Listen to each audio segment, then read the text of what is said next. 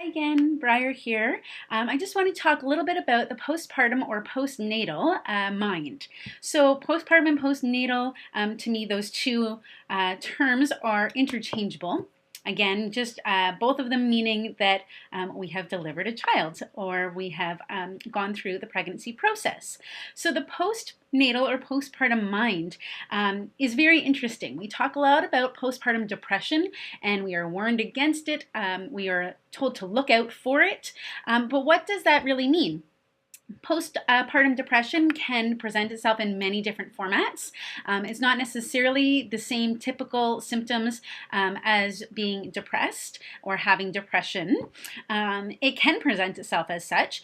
So feeling very exhausted, feeling low or down, not having the motivation to do things for yourself or for others, not wanting to get up and out of bed in the morning, having time or the energy or the thought of wanting to shower every day. And as brand new moms, sometimes that's not even possible. I know that firsthand. But what I want you to think about in terms of the postpartum mind is the long term, the years and years of how postnatal or postpartum mindset can come into play. So we talk about, for instance, the first day our children go to school or to daycare, and how that can be very emotional time for us as mothers, feeling like our children are growing up really fast and they don't need us so much.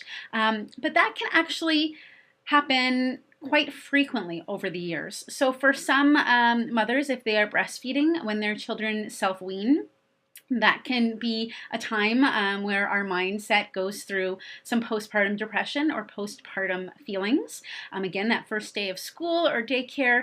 But let's think long term. As our children grow up, as they go through puberty, or as they graduate high school, or as they leave the house to go to college or university, or they get their first job, there are so many times that as mothers we feel like we maybe aren't needed as much, or that our children are growing up too quickly.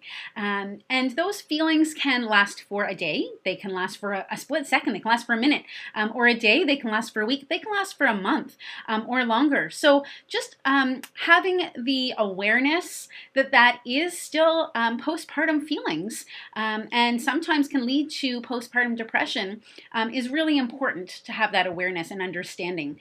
And that's what you're going to journal about this week. I want you to think about times that you are either currently going through, times in the past that you may have felt those postpartum or postnatal feelings, and maybe not even realize that they were part of the postpartum depression state or stage.